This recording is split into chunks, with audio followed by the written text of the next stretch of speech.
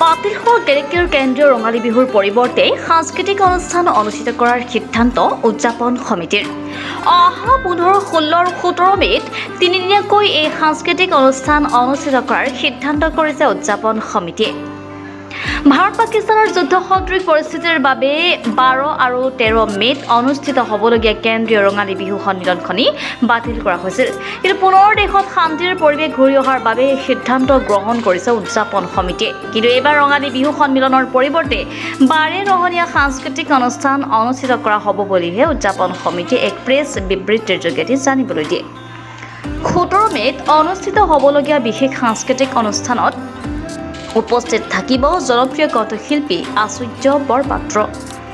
গেলেকীৰ পৰা Wahid Ali reporter live Assam. আপোনালোকে নিশ্চয় অৱগত হৈছে যে আমি মাননীয় মুখ্যমন্ত্ৰীৰ আহ্বানৰ প্ৰতি সঁহাৰি জনাই গেলেকী কেন্দ্ৰীয় ৰঙালী বিহু সন্মিলনখনি আমি বাতিল কৰিছিলোঁ। আৰু যোৱাকালি আমাৰ এটা হঠাৎ মুখ্যমন্ত্ৰী মহোদয়ৰ এটা প্ৰেছ বিবৃতি পালোঁ। উক্ত প্ৰেছ বিবৃতিৰ ওপৰত লক্ষ্য ৰাখি আমি গেলেকী কেন্দ্ৰীয় ৰঙালী বিহু সন্মিলনখনি বাতিল কৰিছিলোঁ যদিও সম্পূৰ্ণ কাৰ্যসূচী ৰাখি লৈ আমি আমাৰ সাংস্কৃতিক অনুষ্ঠানটো চলাই যাম অহা 15, 16 আৰু 17 তাৰিখে। আমাৰ ইয়াত কোনো ধৰণৰ কেন্দ্ৰীয় ৰঙালী বিহু অনুষ্ঠিত নহয়। আমাৰ কেৱল মাত্ৰ গোহাৰীখিনিৰ লগত থকা আনুষাংগিক যিসমূহ কাৰ্যসূচী আছে তাৰ প্ৰতি লক্ষ্য ৰাখি আমাৰ সাংস্কৃতিক অনুষ্ঠানসমূহ অহা 15, 16, 17 তাৰিখে আমি অনুষ্ঠিত কৰিবলৈ লৈছোঁ। যিহেতু আপোনালোকে অৱগত যে আমাৰ পেণ্ডেলৰ প্ৰায়বোৰ কাম 80% সম্পূৰ্ণ হৈ গৈছে।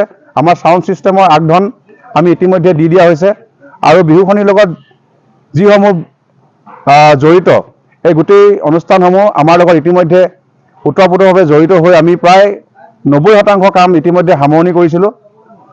আৰু সেইকাৰণে আমি পুনৰ 15 আৰু 16 তাৰিখে আমাৰ বিহুখনিৰ লগত সংগতি ৰাখি আমাৰ যিটো সাংস্কৃতিক অনুষ্ঠান এই সাংস্কৃতিক অনুষ্ঠানটো আমি আয়োজন কৰিবলৈ লৈছোঁ। আমাৰ উক্ত সাংস্কৃতিক অনুষ্ঠানৰ বাবে আমি অসমৰ জনপ্ৰিয় কণ্ঠশিল্পী আচুৰ্য বৰপাত্ৰ ডাঙৰীয়াক মাতিছিলোঁ।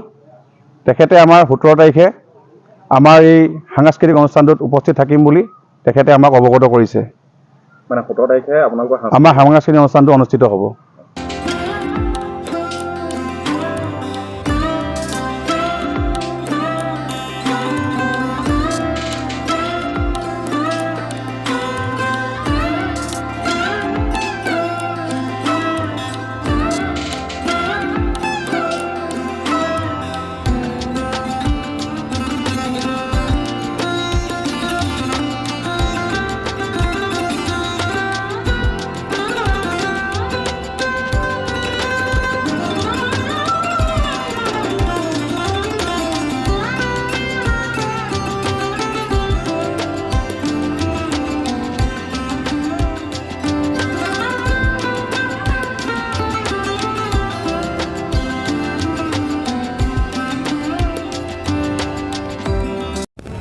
Reporter live Assam.